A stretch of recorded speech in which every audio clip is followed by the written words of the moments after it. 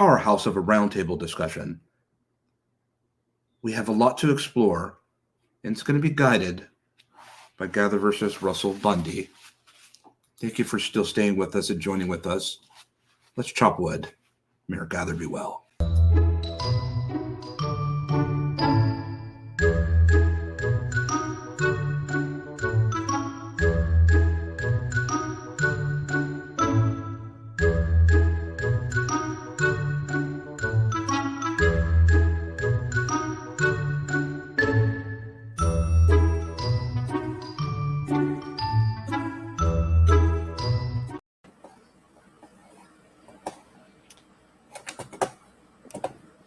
Hello, I've just frozen. Now I am back. There we go. Welcome to GatherVerse XREvolve Summit 2024.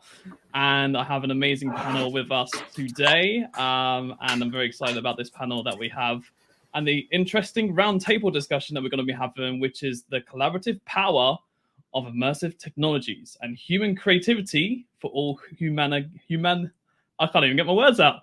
All humankind. And what we'll do to start the roundtable off is we'll do a 30-second introduction around each person, and then we'll get straight into the questions because there's so much to discuss. So we'll start with Liliana. I think that's how you say your name. So 30-second introduction, and yeah, over to you. Hi, I'm Juliana. Actually, I'm from Romania. I'm in the XR environment since 3 years ago when I discovered it in a creative way for personal usage. And then I started Smart Synergy as a startup in Romania, with which I'm promoting virtual reality experiences for corporate well-being and corporate trainings. And there we can be very, very creative on designing the experience that we deliver for our clients. So this panel, it's actually one of my favorites. Thank you for joining us, Eliana. And over to you, Rasak. Welcome.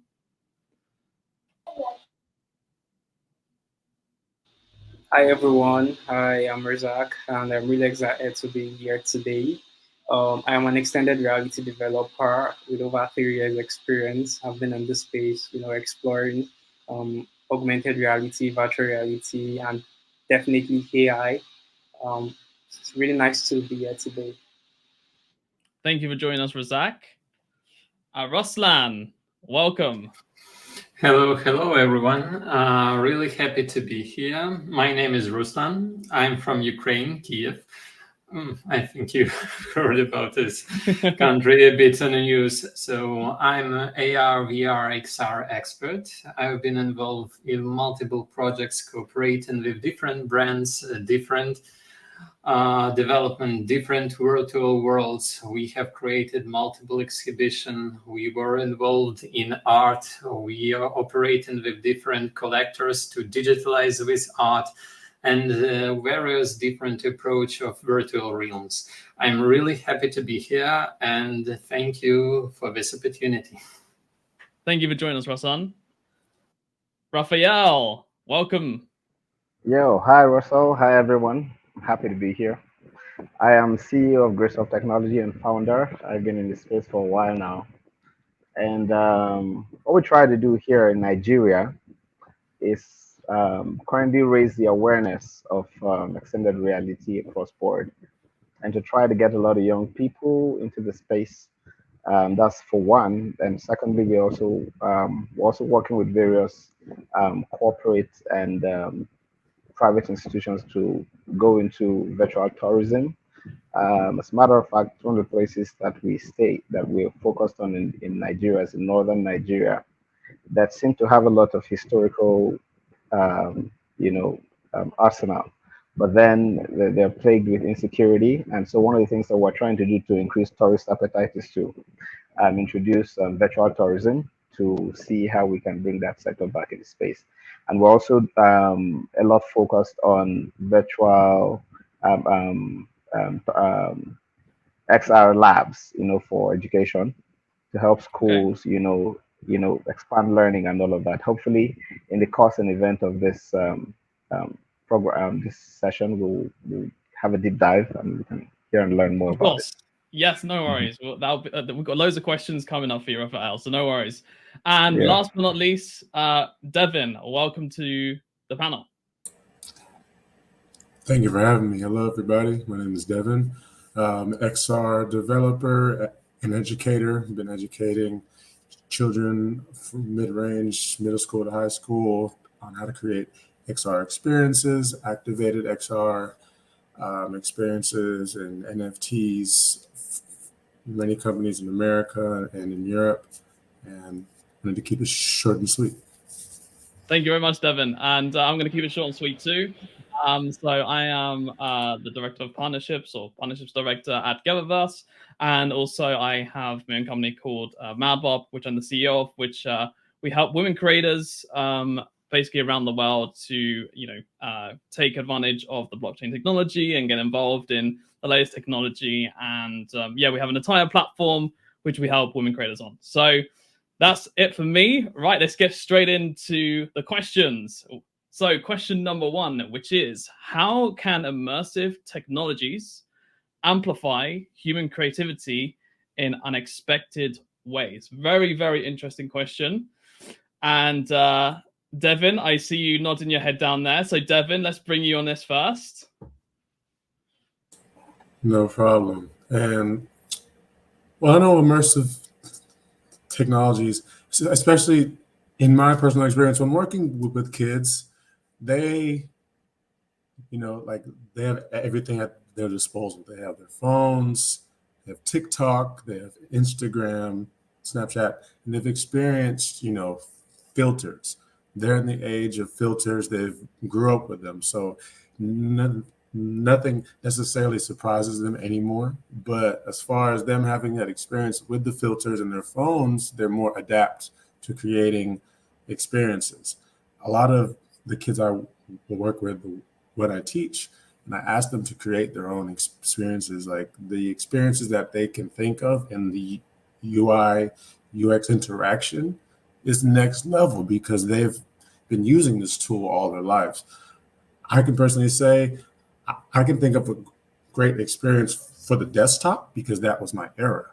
That was my era. I'm used to, being on the computer. I know how stuff reacts and interacts with certain things on the desktop and mobile as well, but they've literally grown up with these type of things. So it's been amazing to watch them kind of create and really hone their own way to interact with things and just make it really come to life in a way. No, I completely agree with you. And sorry, my microphone's there. I completely agree with you. And I think sort of the younger generations, they're definitely in the social media world, the social media age, and you've got a lot of AR filters going on with fashion and all different music industries, entertainment industries, stuff like that, where they're using all these different filters on social media.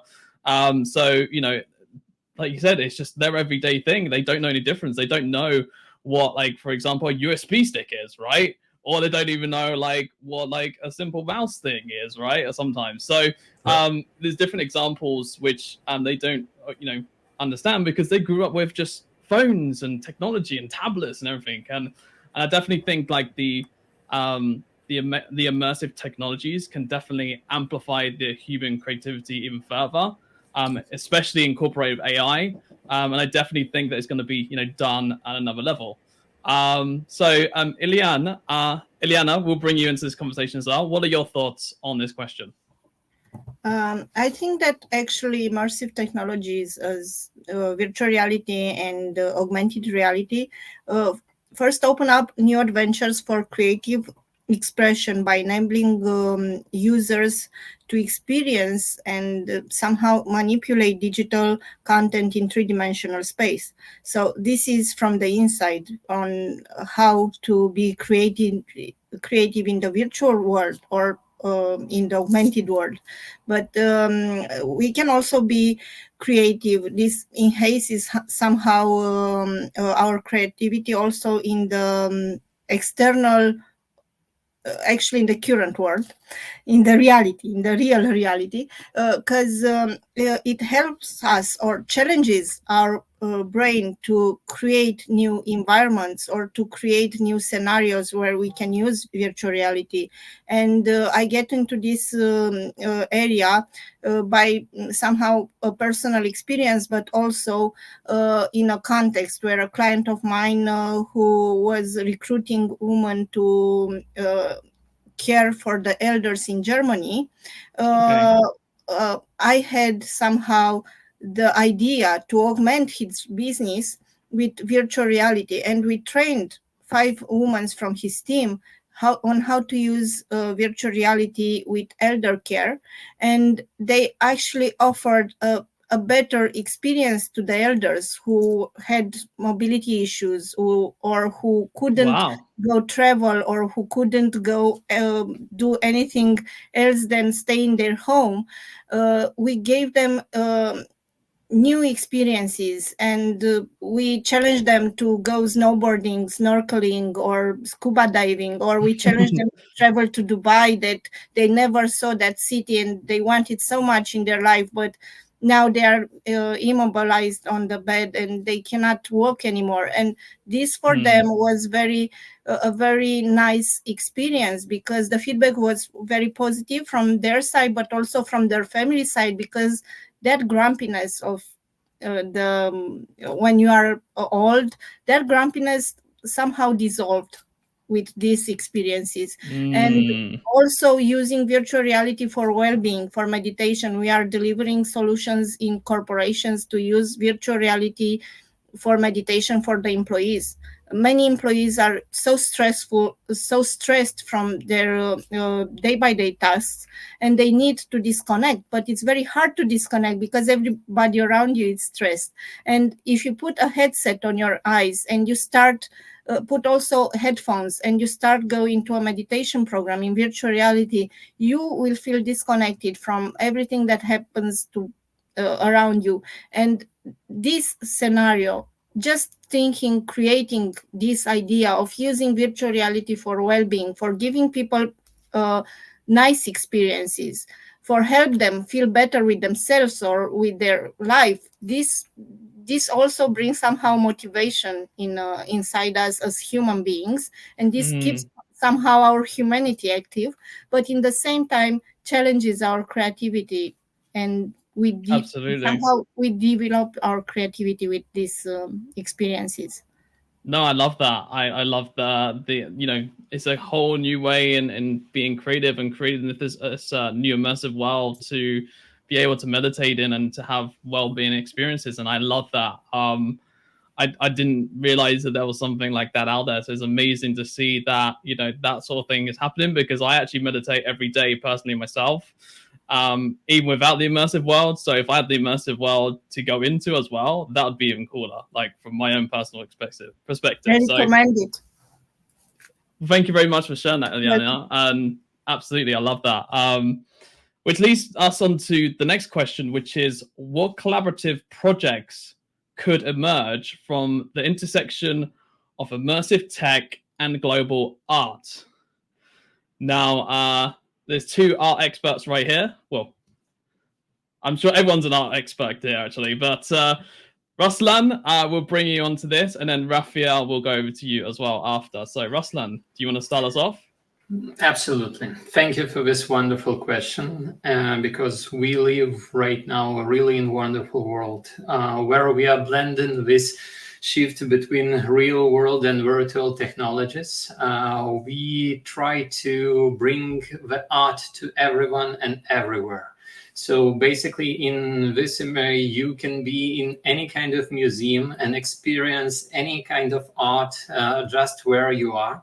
And that's the crucial importance to bring it and to do it right and give this atmosphere, give this feel which artists have put it in his artwork. And this unimaginable atmosphere could be bring to everyone to experience it. We really were art world a bit struggle when we met a pandemic, when people were all closed, and really this let's say like bringing this art to everyone where he is was a crucial thing to generalize art, to give it a more social experience, to give people like all over the world ability to present themselves. We created more than 100 exhibitions and we really enjoyed the artwork all around the world. So by immersive technology, you can bring this art to an unimaginable level, the level which physics is defined, where we can do whatever our imagination allows us, and we do not have these boundaries on a creativity, how we create it and how we deliver it. So it can be sound, it can be generated AI textures, it could be generated even the whole virtual world specifically for a person. And really this gives us a new opportunity for everyone to be more social and collaborative. So by working with different collections, we can put a lot of this experience and create those virtual museums, which could be accessed by everyone. And this is have immensely impact on education and ability for our children to experience art, not only in physical terms, by experience it in where are they located, in their room, in with their headsets, or any kind of our devices, to see it one-to-one scale and see it with no limitations to effort to create it.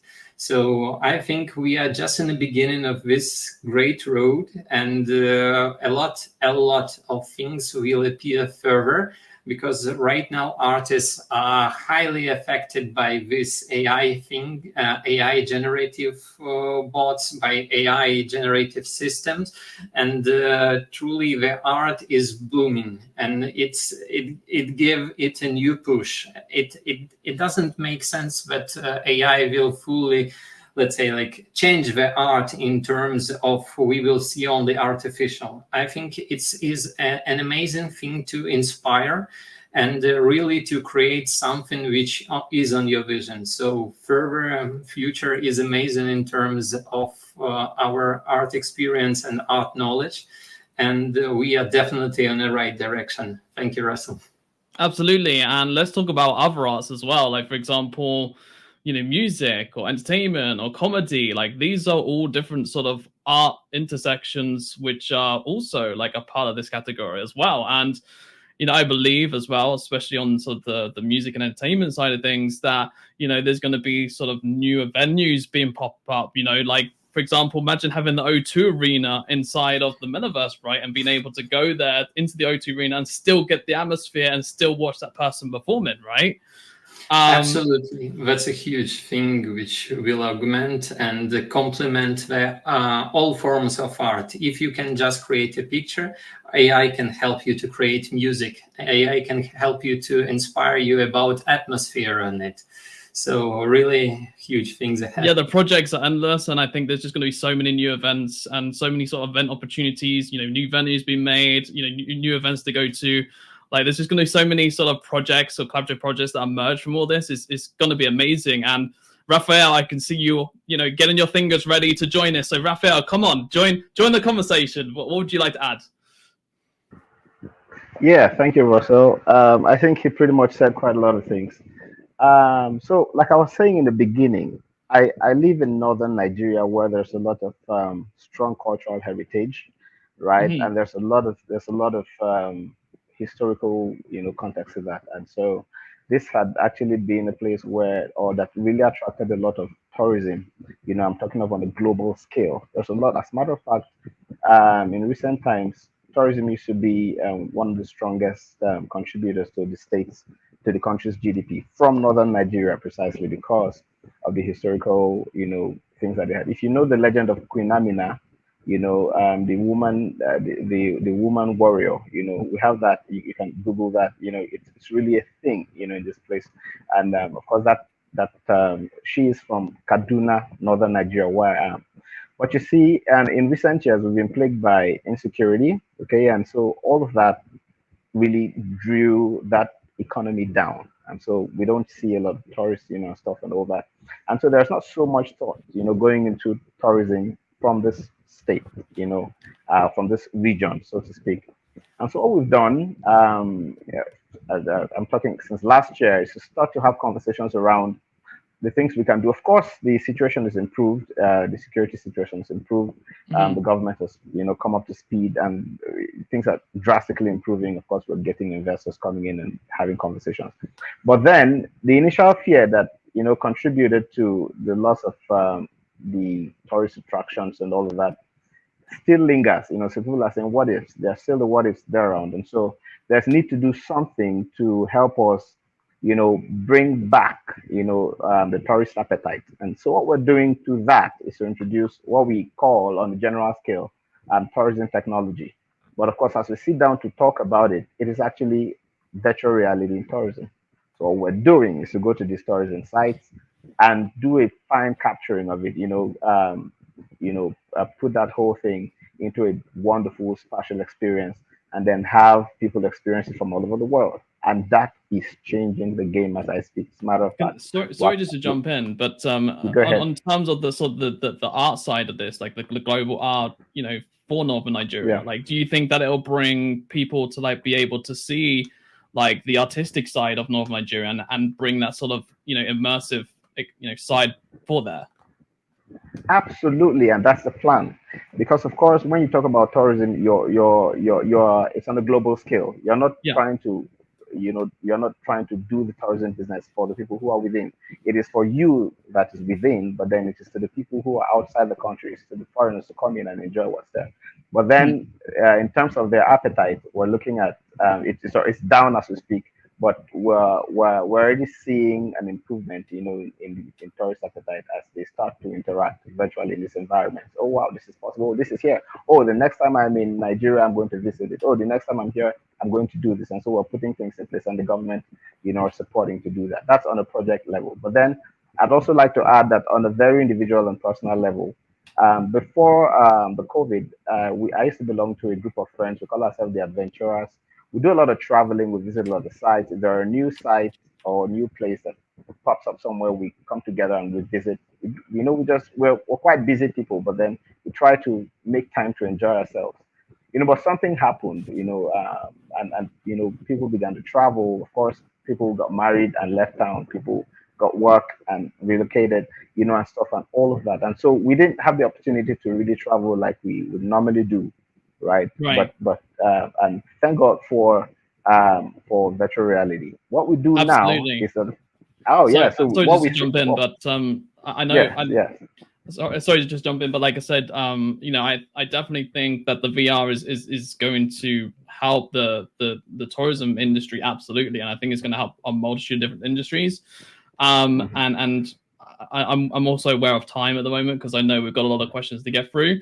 But that's Raphael, thank you so much for sharing that with us.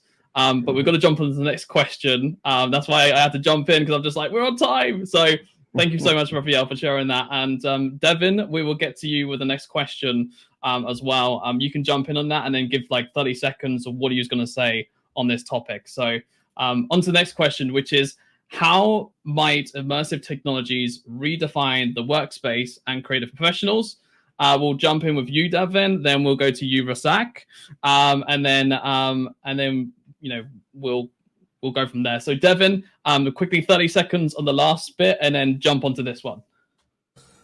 No problem. I just wanted to say I have a brother here in Oakland, California, who actually created an app called Black Terminus AR, where he literally encapsulates street art, and he works with the artists locally, globally, around the world. He's been to Tanzania, he's been to all sorts of countries, and he activates murals, street art, all through the application that he's created, and it's brought a lot of people together, and it's connected artists with an immersive tool that they can showcase their art and bring people together. That's so cool. Been a beautiful thing. So I just wanted to speak on that. Thanks for sharing that, Devin. And this question. And how might immersive technology redefine the workplace for creative? Well, I know personally, I have a friend who he doesn't use his computer anymore. He uses his Meta Vision Pro for really everything. He doesn't have, well, he still has his cell phone, but he mainly does all his stuff, all of his 3D modeling, all of his work, all of his conference calls. He does them all in the Meta Vision Pro. Wow. And I've witnessed this personally, and I'm like, it's kind of scary. Like, I mean, he's literally living in the future. That is a crazy. Yeah, I mean, I love it though. I like the fact that we're moving that way, and that, you know, people are going to be having their meetings, you know, on VR headsets rather than be on the Zoom call, right? Which is going to be, you know, give even more immersive experiences. And I love that, Devin. And yeah, honestly, I think that's great to see. You know, Rasak, over to you as well. What are you seeing from your side of things? Are you seeing a lot of you know, immersive technologies redefine sort of the workspace for creative professionals? So basically, here in Nigeria, there's always kind of traffic everywhere where people just have to like stay at home because of many other things, right? So I feel like, but personally, I've explored using virtual realities for many of my meetings, you know, trying to create this type of, you know, actually, I've designed a lot of space in the metaverse that you can definitely have this kind of meetings, you know, very conducive, immersive environment. So this has actually, you know, take me far away from the traffic. I don't need to like go outside to, you know, or go down to the office space, you know, to have these meetings, when I can just put on my, you know, is it Vision Pro? Is it the Meta headset? You know, I have this kind of immersive stuff. And also, actually, there was this project I was working on, and it actually has to do with inviting different collaborators, different tech collaborators, you know, and I had to meet, and I had to have a meeting with them. You know, what we just had to do was, you know, create this 3D model on Blender. Then we had to just input it on one of the available software that can host this immersive interaction. And, you know, it actually ended well. Even we're actually having another exhibition coming by July, you know, that is actually happening, and, you know, people can definitely, you know, still try and explore themselves, see how this actually works, you know, instead of going to the office many times. And so it's actually a cool experience. Absolutely, yeah. I mean, I remember when I tried my first time trying to create something inside the metaverse. Like, this was a couple of years ago when Meta came out, and yeah, I just it made me feel sick. But I did get to make, you know, sort of the building and build up. It was actually in crypto voxels, so or they're called voxels now. But yeah, very, very interesting, and thank you for sharing that, Rasak. Just it's so cool, like the different sort of immersive ways that you can do things now. And that's not including AI, by the way, as well. So and now on to the next question, which is in what ways can immersive tech foster new forms of cultural expression? Raphael, we'll bring you on this, and then Ileana, we'll go over to you after. Okay, in terms of cultural expression, it's interesting because, like I said, in this part of the world, we're really cultural people, right? And I think that one of the things that it does basically is that it helps bring everybody into one place, you know. And in terms of storytelling, because you can't when you talk about the cultural, you know, heritage type stuff, where it's basically storytelling, right? And so in Raphael, you're broken up. Okay, Ileana, over to you. Do you want to jump on this? Okay, so I think immersive technologies can enable new forms of cultural expression by blending physical with digital realities. For example, the cultural heritage sites can be augmented with digital layers of historical narratives and interactive elements, offering visitors a deeper and more engaging understanding.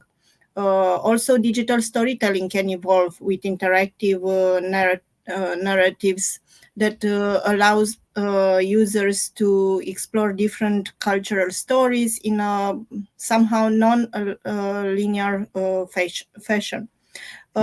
Also, I remember now that I applied for a project, for a funding, for a project where we wanted to introduce a concert, a symphonic orchestra concert into virtual reality, actually to stream it into virtual reality, and share this experience to elders and people with disabilities. This is a new way where you can also foster new forms of cultural expression, because the ones who were used to just sing on the stage using their instruments, their musical instruments, they now know that they can arrive also in the face of those who cannot join their concert because they have some disabilities. And this is another way where we can combine the humanity side with the technology and creativity. And this is, I think, a very good blending. And also in dance and theater, we can incorporate AR elements that can interact with performers and create dynamic and somehow evolving the performances that engage audience in novel ways. Absolutely. And I think there's just so many forms that can be done, right? I mean, how you're saying, very good sort of examples. And I definitely think that there's even other examples, like for example, you could even bring London into there, right? And then have that cultural form of it, or cultural expression, or even like the America side of things, and bringing that into sort of the immersive world. So I definitely think there's so many different forms of cultural expression which can be done, that I think is amazing that you can get those sort of different experiences from around the world without even having to be there, like how you were saying earlier, Eliana, about traveling to different places and being able to go to those destinations in an instant. Which and Rasak as well. Obviously Nigeria, and what you guys are doing over there. I'm curious to hear sort of what new forms of cultural expression that you can share with us. Yeah, okay. So one interesting thing about this particular question is this is actually something we're working towards here, and it's something we've achieved already. So we've tried and create this kind of digital twin experience where you can actually have exactly what you're going to see, maybe probably going to an there's this kind of gathering that we are always trying to create within the environment. So instead of people traveling down there, or instead of people going down there, we can just create exactly like what we are seeing in the real world, then put it in on the metaverse. So it's actually something really interesting that gives this type of immersive interaction, that gives you this kind of immersive view that I'm actually going to see something I'm meant to see physically also in the virtual world. So it's actually something that is really, really cool. And it's actually something we're doing here. And, can't really wait to share with everyone when it's finally out. And absolutely, I would look forward to seeing that as well, because I want to, I'd like to experience Nigeria. I've never been to Nigeria, so it'd be a great place to experience and visit, and even see what the difference is between being in the immersive world and also being in the physical world, and also like the AR and the mixed reality and all that sort of stuff. Seeing what that's like too, and I love that. And thank you very much for sharing that, Rasak. Which leads me on to my next question, because I know we're running out of time, which is, in what ways can immersive tech... Oh, sorry. It just reloaded now. How can immersive environments be used to solve complex creative challenges? Ruslan, you are nodding your head on this one. You're excited about this one.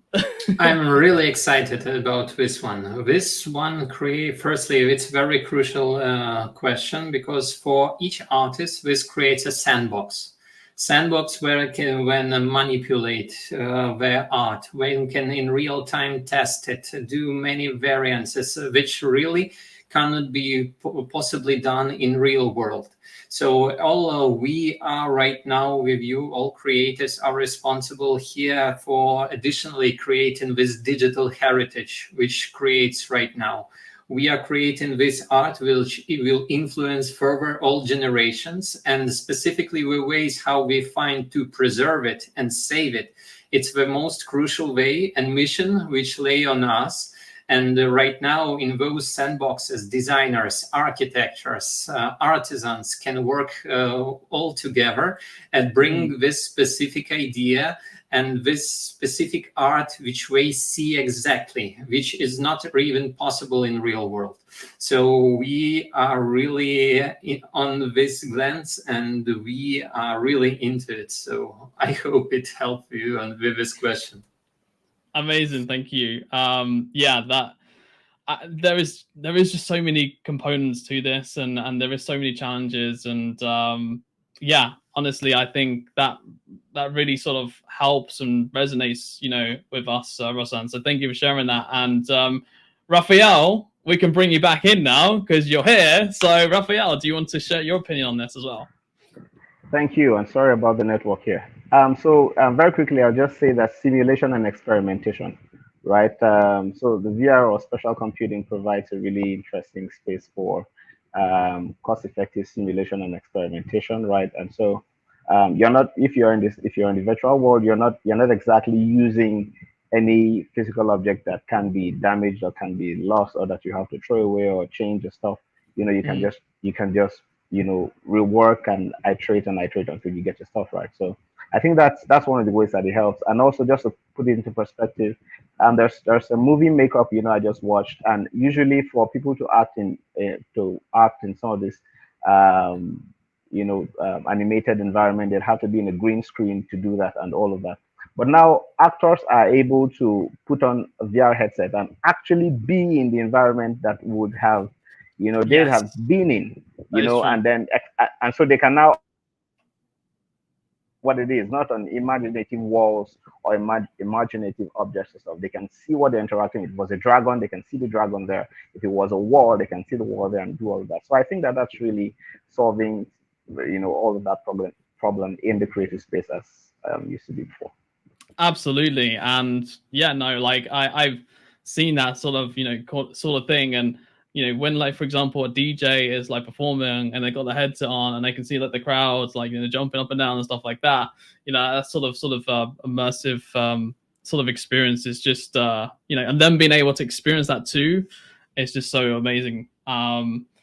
Which obviously allows the sort of creator to kind of get involved with what they're doing and how they're performing and how the crowd's reaction, etc. So anyway, next question, because I know we've only got like literally a few minutes. So which is, what is the potential of immersive technologies to democratize artistic creation? And Devin will bring you in on this. So what is the potential of immersive technologies to democratize artistic creation from your side, from your point of view? Well, from my point of view, the whole, phrase of democratize, I mean, art is so the opposite of it. Art is freedom of expression. Art is in many ways self-reflection, self-perspective in so many ways. So how the potential of immersive technologies being able to democratize it, it's already happened, and I think that's what's happening now with AI. Absolutely. It's definitely taking the art out of the artist's hands. But I've also seen many artists say, you know what, I'm not going to be one to not utilize this tool. And I've seen artists create AI art and then amplify it. I've seen it put in so many different ways. So me personally, I can't necessarily say, oh, it's killing our artists, because there are lots of artists who are saying, I'm not going to be left behind. I'm just going to utilize what this technology can do. But for the artists who are still on the fence or not exactly with what AI is doing, I understand. Still hone your art, still do what you need to do.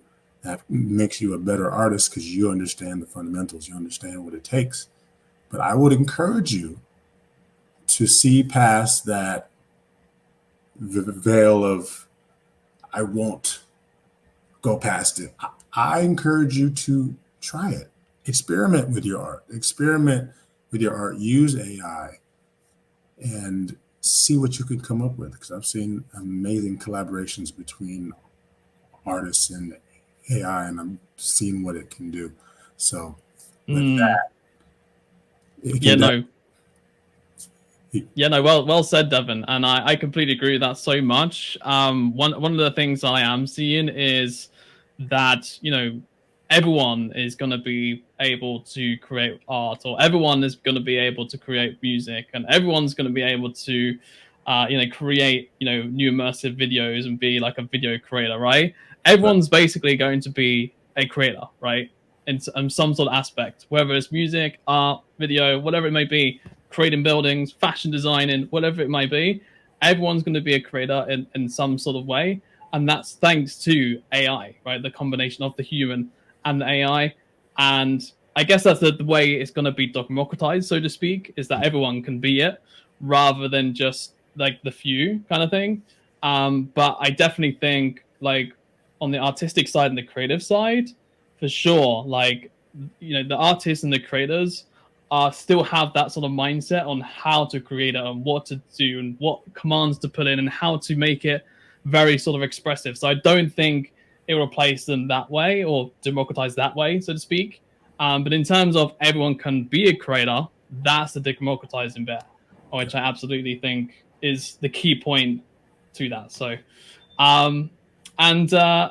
Rasak, let's bring you onto this as well, because you're a creator yourself, you're an artist yourself. So, Rasak, do you want to share your point of view on this?